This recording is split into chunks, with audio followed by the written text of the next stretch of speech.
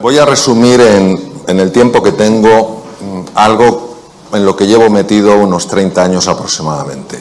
Hoy en día el mindfulness es algo que está muy de moda, es algo que, bueno, pues que es muy conocido, pero es algo verdaderamente antiguo en el sentido de que, como iremos observando y descubriendo, es el resultado de una investigación muy profunda hace montones de años, que la ciencia médica en los últimos 30 años sencillamente ha mostrado, no ha demostrado su valor, porque ese valor se ha demostrado a lo largo de muchos siglos, ha mostrado por qué se produce ese valor. El doctor Benson fue mi primer maestro y fue el primer científico a nivel mundial que se interesó por el mindfulness. Occidente rechazaba todo lo que es la meditación. El origen de la palabra mindfulness es del lenguaje Pali. Pali es el que hablaba Buda. Aunque muchos escritos están en sánscrito, su lenguaje coloquial, igual que el de Cristo, era el arameo, el de Buda era el Pali.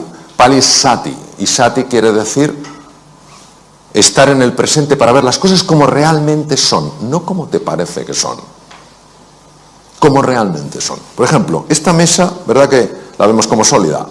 Esta mesa fundamentalmente es hueca, pero yo sé que la percibimos como sólida. ¿Por qué? Porque los átomos, para que os hagáis una idea de lo que es un átomo tendría, si hacemos una comparación, un átomo sería un balón de reglamento colocado en el centro de Londres, y la corteza, que fundamentalmente es un espacio vacío con algún electrón dando vueltas, sería todo Londres, una ciudad que tiene 50 kilómetros de diámetro. Entonces es fundamentalmente hueco, pero en nuestra percepción lo vemos como sólido. Bien, entonces el doctor Herbert Benson fue el primero que se interesó, porque casi nadie en la ciencia, en el mundo de la ciencia, se interesaba por esto, que era budismo, taoísmo, zen, cosa de, bueno, de gente que les encanta el incienso, las panderetas, las campanillas, tin, tin, tin, tin, tin, no sé qué, el rasurado de pelo, etcétera, etcétera. Dijo, ¿y si hubiera algo más? Y este hombre, ¿por qué le interesaba saber si había algo más? Porque él estaba muy preocupado con sus enfermos. Él, como cardiólogo muy reconocido en la Universidad de Harvard, se encontraba con el problema de que había muchas personas que tenían hipertensión arterial y que la medicación no era suficiente. De repente se enfadaban con alguien y se disparaba su tensión. Y claro, si te dispara mucho la tensión, ese es el problema que puedes tener. Que te rompe un vaso sanguíneo, en fin, un infarto, un ictus, lo que sea. Dijo, tiene que haber otro sistema. A ver, ¿qué pasa cuando uno se hace una pregunta e insiste en su pregunta? ¿Qué pensáis que pasa? Que alguien diga algo, lo que sea, hasta ahora. ¿Qué pasa? Porque normalmente encuentras una respuesta, ¿no? Empiezas a buscar, preguntas, Teresa, ¿tú sabes la respuesta? Pues mira, ¿y sabes, lo sabe? José María, ¿lo sabe? No sé qué, vas buscando, ahora te dice, oye, ¿qué tal? Bueno, entonces este hombre empezó a buscar y se hizo la siguiente pregunta. ¿Puede haber algo que no contemple la realidad médica, pero que pueda tener un impacto en la hipertensión arterial? ¿Puede haber algo que tenga la capacidad de mejorar la función cardíaca, de proteger al corazón y que sea desconocido por la ciencia médica? Es decir, en la realidad médica que hay, pueden existir vacíos. Y este hombre, en aquella época, pionero a nivel mundial, el primero que lo hizo a nivel mundial, se fue a Dharamsala, está a 7.000 pies de altura en la India, porque sabéis que la comunidad tibetana fue expulsada y martirizada por los chinos en el 59, quemaron 6.000 de los 9.000 monasterios, esto es una cifra, y se fue allí y empezó a estudiar, con un permiso del actual Dalai Lama, empezó a estudiar qué hacían los monjes. Porque le habían llegado ideas, a través sobre todo de un libro, de que los monjes eran capaces de activar ese sistema que protege al organismo, el sistema parasimpático. Yo me acuerdo, hablando con él en su despacho, y en aquella época estaba en el Dícones en trasplante hepático, y él seguía como cardiólogo en el Dícones. Y entonces me acerqué y recuerdo que me dijo, "Man, you've got to stop the train of disturbing thoughts which enter into consciousness without being invited." Digo, ¿qué le ha dado a este hombre? Tenemos que parar el tren de pensamientos perturbadores que entran sin nuestro permiso en la conciencia. Yo en aquel momento, un joven cirujano, interesado por estos temas, pero sorprendido, dije, ¿pero qué tendrán que ver los pensamientos en todo esto? Y él me dijo en su despacho, mira, Yo entreno a los enfermos que van a cirugía cardíaca en esta metodología que aprendí en el Himalaya. Y sabes el resultado, que cuando están en la UBI, inconscientes, intubados, su corazón tiene muchos menos problemas y muchas menos arritmias que si no se han entrenado. Y lo que les altera es la mente. Todos nosotros, cuando estamos cómodos, cuando estamos con buena salud, cuando estamos tal cual, bueno, pues la vida transcurre, discurre y fluye. Pero llega un momento en el que aparece algo que perturba nuestra vida, una tormenta. Puede ser de salud, puede ser un desengaño, puede ser una pérdida económica, puede ser mil cosas. Aparece una tormenta en nuestra vida. Y aquí entra un patrón reactivo típico del ser humano. ¿Qué ocurre? Pues que emprendemos un proceso de enfrentamiento a eso que nos pasa. Nos enfadamos, nos ponemos de los nervios, empezamos a encogernos, a empequeñecernos, notamos como el estómago se hace un nudo, nos duele la cabeza, mil cosas. Esto es lo que el profesor Hans Selye, de origen húngaro, llamaba la fase de resistencia. Es decir, o te irritas, eres un desgraciado por lo que me has hecho, es que o huyes o te haces chiquitín, te quedas bloqueado. Y el profesor Hans Selye decía que esto, con el tiempo, te podía llegar a hacer enfermar. Para que os hagáis una idea de la intuición y finura científica del profesor Selye, hoy la Universidad de Harvard, que es la pionera en el mundo en estos estudios, pionera y la que más experiencia tiene en el mundo, ha demostrado que entre el 60 y el 90%, fijaros la cifra, 60-90% de las consultas a médicos generales en el mundo occidentalizado tienen que ver con estar viviendo aquí. Y en base a este tema, otro de los grandes científicos empezó a estudiar qué ocurría en el cerebro. Entonces, tres estructuras, olvidad del cerebelo, que es el que está atrás, tres estructuras que son muy importantes. La primera es la corteza prefrontal. La corteza prefrontal es la que nos permite ser eficientes en la vida.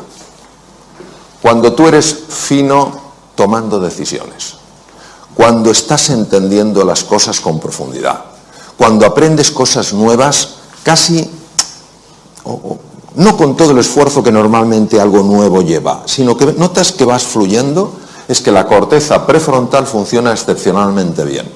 Pero la corteza prefrontal está afectada fundamentalmente por esta estructura llamada amígdala, que nada tiene que ver con estas, que es un núcleo, bueno, es un grupo de núcleos en el lóbulo temporal, está a la altura de las orejas, de tal manera que cuando la amígdala se activa, que es nuestro detector de peligro, acordaros, estoy plácidamente, pum pum, aparece la tormenta, cuando yo la tormenta la vivo como una amenaza y me resisto a ella, luchando, yéndome para atrás o haciéndome pequeñito, cuando la amígdala se activa de esa manera, bloquea la corteza prefrontal de tal manera que ni me entero de lo que tengo que hacer, ni puedo encontrar nuevos caminos para hacer frente al desafío, ni puedo aprender cosas nuevas.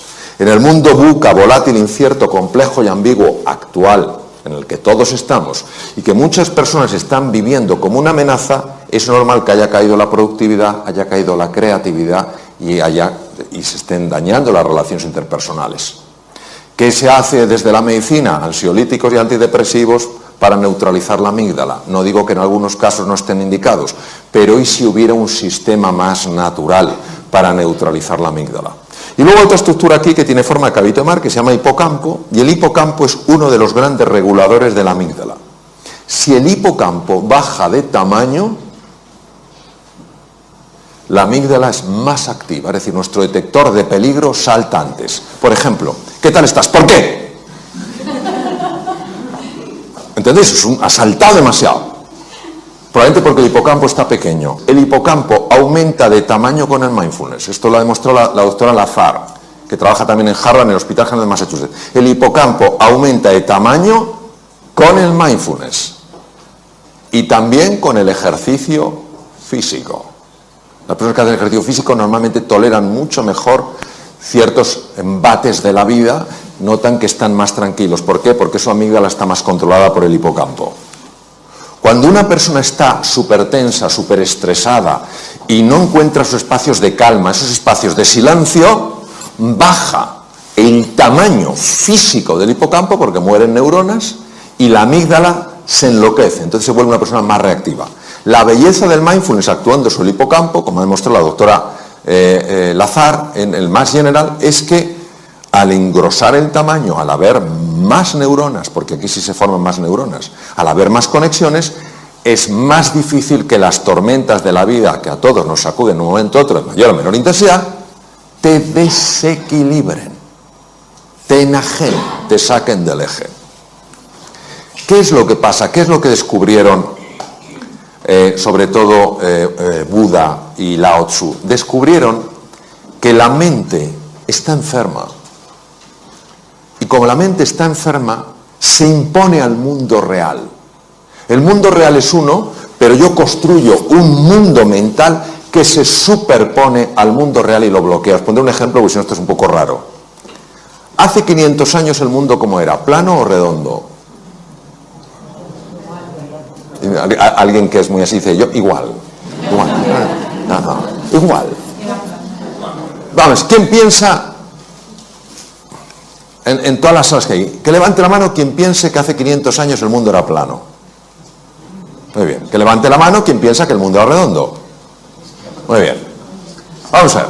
Es que todos tenéis razón. El mundo era redondo, siempre lo ha sido. Desde hace 10.000 millones de años, la Tierra es redonda. No tiene forma de huevo. No es un plato, es redonda. Pero vivíamos como si fuera redonda. No, vivíamos como si fuera plana. El mundo real era redondo, el mundo mental era plano. ¿Cuál se impone? El mundo mental. Nadie, salvo Colón, se atrevió a cruzar aquello que era el límite. Y entonces, el que descubrió que el límite era el comienzo. Eso es exactamente lo que nos pasa. Entonces, en lugar de pensarlo en la Tierra plana, imaginaros cuando tú te miras en el espejo y no te gustas. Y dices, es que estás viendo Tierra plana. Lo siento, tú eres mucho más que lo que ves. O cuando ves damas a tu marido, dices, vaya tripa. Estás viendo Tierra plana. Tu marido es mucho más que eso. O cuando ves a tu mujer y dices, que llevo ya tanto tiempo con ella, está viendo Tierra plana. Hay algo mucho más profundo. O cuando miras al mundo, es que todo es lo mismo, Tierra plana, hay un mundo redondo. La ventaja del mindfulness es que te ayuda a ver lo que no estás viendo. Por eso la definición de sati es estar en el presente para ver las cosas como de verdad son. ¿Cómo son de verdad? Redondas, no planas. Bien. Este es otro de mis maestros, Judson Brewer, que además toca maravillosamente el violín, y ha descubierto una cosa fascinante. Ha descubierto que tenemos un sistema que nos tiene atontados a todos. Estamos dormidos sin darnos cuenta, y todos conocemos el sistema. El sistema se llama DFN, Default Mode Network, y es el que hace que tú puedas conducir sin saber que estás conduciendo. Esto lo conocemos todos, ¿no? Pero dices, ¿será posible? O sea, estoy pensando en 1000 cosas y sin embargo, como que el coche va solo, ¿sí? Pues que sepamos que esto aumenta significativamente la posibilidad de tener un accidente. Significativamente. ¿Por qué? Porque ¿dónde no estás? En el presente. ¿Dónde estás?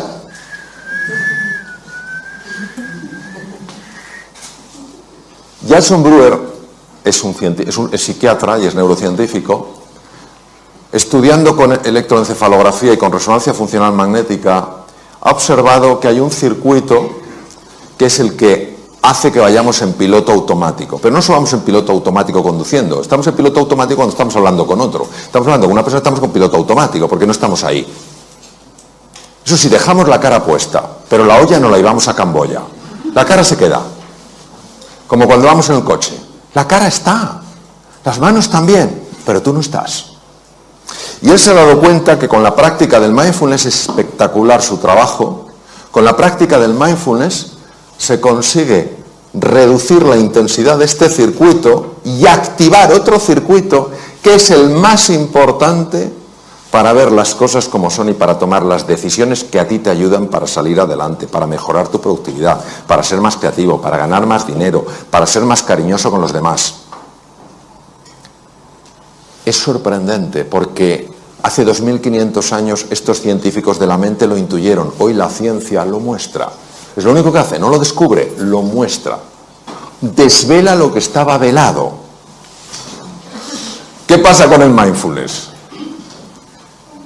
Que en el mindfulness tú al principio te ves aquí, crees que no hay nada especial, parece que es solo cerrar los ojos, y entonces poco a poco, conforme vas practicando, empiezas a ver cosas que antes no veías, ni siquiera podías predecir desde aquí.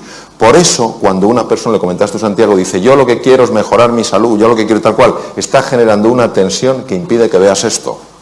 Tú estás andando esto porque quieres conocerte mejor, porque quieres comprenderte más. Y a base de hacer eso, tú vas descubriendo cosas que antes no veías. Otra de las cosas fascinantes que se ha visto con electroencefalografía es que cuando una persona está estresada, los dos lados del cerebro están enfrentados. No se hablan entre sí, no se quieren. El lado izquierdo, lo comentabas tú, Santiago, el hemisferio izquierdo es un hemisferio, es el de la conciencia ordinaria, es el que te permite estructurar, hacer categorías, utilizar el lenguaje, es el que te permite manejar el tiempo mental, pasado, presente y futuro. El hemisferio derecho es el que está en contacto fundamentalmente con el cuerpo, es la entrada al inconsciente, es un presente continuo, es una sensación de presente eterno, y es donde están los grandes recursos del ser humano. Pero nosotros no podríamos funcionar solo con hemisferio derecho. De hecho, hay una mujer de Harvard que tuvo una hemorragia en el lado izquierdo, se desbloqueó el lado derecho y ella no quería salir de esa sensación porque era tal paz, tal serenidad, tal calma. Pero finalmente pidió ayuda como pudo porque ya estaba perdiendo la capacidad de poder ver los números porque dependen del hemisferio izquierdo. Tardó 8 años en recuperarse de aquella, fue una rotura, una malformación arteriovenosa al hemisferio izquierdo. Escribió un libro conmovedor sobre su experiencia increíble, habiendo vivido algo sorprendente. Sin embargo, lo que hemos visto con el mindfulness es que lo que hace no es bloquear el lado izquierdo, sí es verdad que activa especialmente el hemisferio derecho, sobre todo los lóbulos, los lóbulos frontales, pero lo que hemos visto es que favorece el diálogo. Favorece el diálogo. Cuando una persona está muy tensa, fundamentalmente son ondas muy rápidas, son ondas beta, sobre todo el alto beta, que son ondas de más de 30 hercios, es cuando una persona está, pues eso, en situación de alarma, tal cual. Conforme tú vas sosegándote, cuando vas tranquilizándote, las ondas se van enlenteciendo, se van convirtiendo en ondas alfa mucho más propias del hemisferio derecho, que empiezan también a envolver al hemisferio izquierdo. Se consigue pasar a un patrón, ondas teta, donde la creatividad se dispara, los fenómenos de sanación del cuerpo son mucho más intensos, tanto a nivel físico como mental.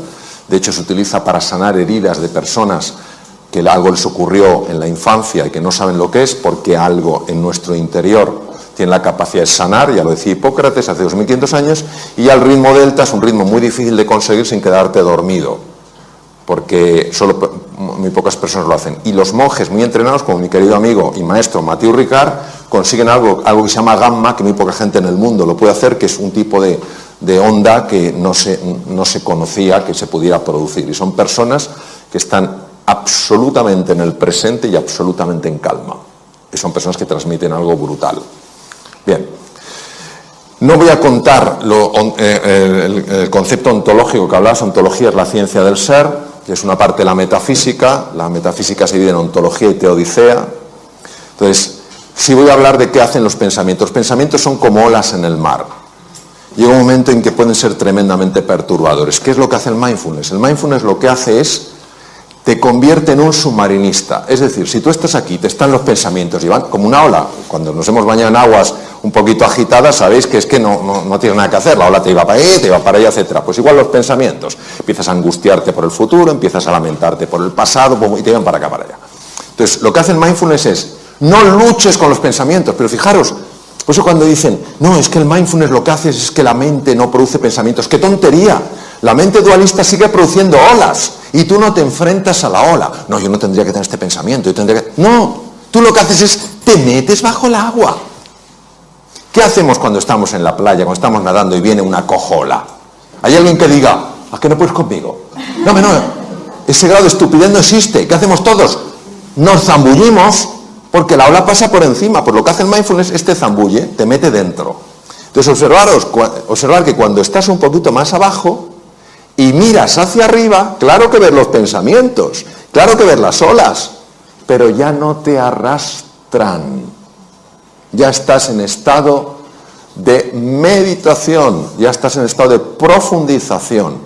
Y por eso, como el mundo mental genera tanta distorsión, al estar aquí, empiezas a notar una recuperación, una revitalización que no se puede experimentar arriba.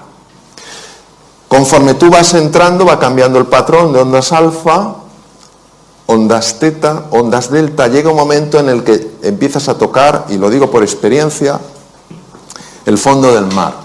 Y cuando tocas el fondo del mar, esto no se puede describir, o sea, se puede describir, pero es algo de tal rotundidad que puede darte una fuerza para tomar una decisión tremendamente difícil. Te puede dar una claridad que no sabes de dónde ha salido, pero que ahora la tienes y antes no la tenías. Es verdad que en el fondo del mar empiezas a ver talentos que no sabías que tenías, y es verdad que empiezas a ver algo que no es agradable de ver, pero que es necesario de ver. Empiezas a ver que algunas de las cosas que más te molestan en la vida las estás provocando tú sin saber que las provocas. Porque nosotros somos todos muy hábiles viendo el efecto de las cosas, pero no viendo la causa. ¿Me entendéis a que sí? Cuando tú lo ves, ¿es una mala o una buena noticia? ¿Qué me decís? José, tú que eres un jurista de primer nivel mundial, ¿el desconocimiento de la ley te exime de su cumplimiento? No. Me decía, esperaba una pregunta más compleja. Más de mi nivel es lo que doy, José. Bien, pues lo mismo. Que tú no sepas que estás causando eso no evita que sigas experimentando los efectos de eso.